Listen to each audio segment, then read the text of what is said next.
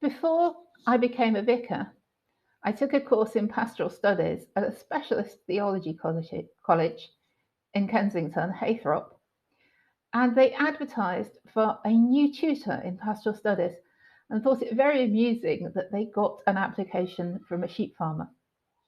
That's not at all outrageous. The idea of bishops being our pastor and all of us offering pastoral care to each other, that comes from the Latin for shepherd.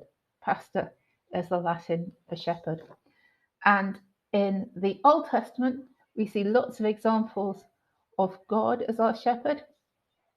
The psalm set for today is that psalm we know so well and love so well, the 23rd Psalm. The Lord is my shepherd who cares for us. That psalm sounds really as an idyllic life under the care of the shepherd. And by the time we get to the New Testament, of course, Jesus is the good shepherd. But not all shepherds in the Bible are good. In Jeremiah, in our Old Testament reading from Jeremiah, we see bad shepherds at work. Woe to the shepherds, says Jeremiah. The bad shepherds, he's talking about the kings of Judah. In Old Testament history, we see how the kingdom of Israel and then the southern kingdom, part of the kingdom, Judah, has utterly failed because it's failed to follow God, or rather, its kings have failed to follow God, and they have set the nation on bad paths, and finally, they've been overrun by the Babylonians, who have taken off a significant proportion and perhaps all the most educated and wealthy people of the society. They've dragged them off into exile in Babylon. Woe to those bad shepherds, those bad kings, says Jeremiah. But it doesn't end there, because the Lord God is going to shepherd them instead. He's going to gather everybody back. There will be a return from that exile in Babylon. And when they return, they will be fruitful and multiply. And from among them, God says that he will raise up shepherds, and goes on to talk about the righteous branch, which is Jesus, who will reign as king, deal wisely, execute justice. And through this good shepherd, this new shepherd, both Judah and Israel will see that the Lord is their righteousness. So in our gospel reading, we see Jesus fulfilling some of that promise. And there he is, in the way that the shepherd, the good shepherd in Psalm 23 cares for us. In our gospel reading, Jesus is caring for his disciples. They're exhausted. A couple of weeks ago, we were hearing about them being sent out on mission with both very little resources and being told to do so much. And then last week, we were talking about the execution of John the Baptist. This was a frightening and exhausting time for the disciples. And Jesus says, come away with me and rest. We'll take some time out. We'll have some quiet time together. And they get in a boat to go and have a bit of peace and quiet. But it doesn't quite work, because the crowds are so desperate to be with Jesus that they just rush around the edge of the lake. And by the time Jesus arrives on the other side, there they are. And he could have been really fed up, but he has compassion on them. You know, there was a really popular book that was given, I think, to many vicars for Christmas a few years ago, sometimes by their parishioners, sometimes by spiritual directors. I don't know whether you've come across it. It's called Jesus' Day Off. And in it, it's a children's story, but it is based on those accounts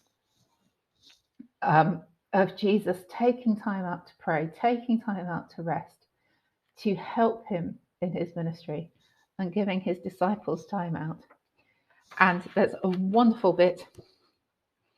It's not quoting the Bible exactly, but there's a wonderful bit where Jesus is feeling guilty after having a day off. And he goes to speak in prayer to his Father. And his Father says, see, When you're feeling better yourself, you make others feel better too. And Jesus knew that, as usual, his Father was right. Thanks, Dad, he said. Jesus does take time out in his ministry. He needs, like all of us, time to rest and pray. But on this occasion, he looks at the people who are like sheep without a shepherd.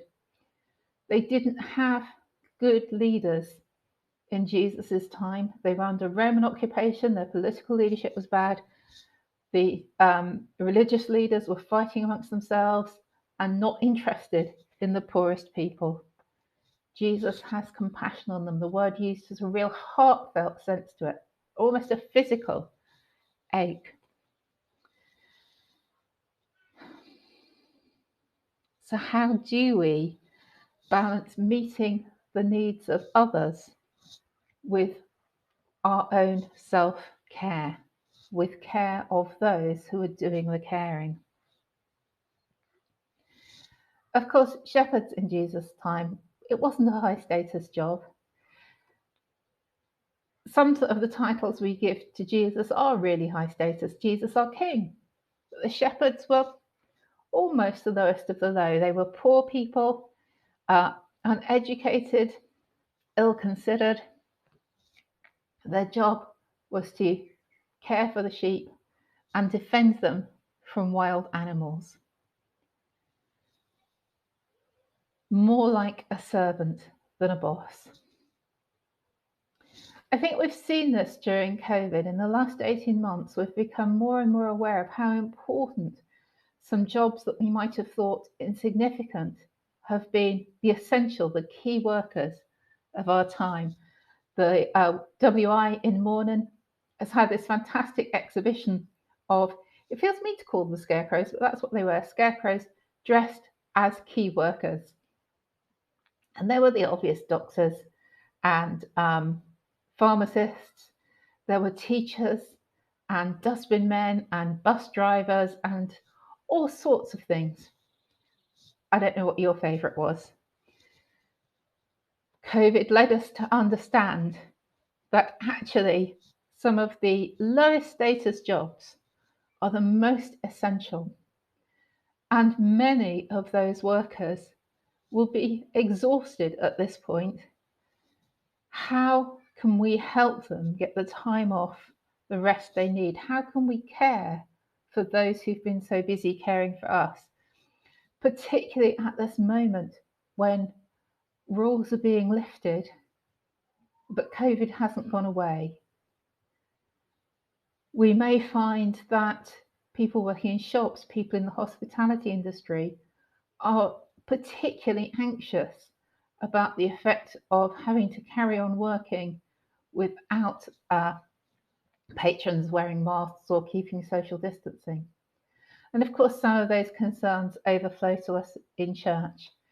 We'll be reviewing how we manage our care for each other, how we manage to keep each other safe from COVID, whilst at the same time being as wholehearted as we can in worship when we think about singing and distancing and mask wearing. That is going to be something we'll be thinking about together over the next few weeks. But in the meantime, let's continue to think how we care for each other and how that care in itself is a true worship of God.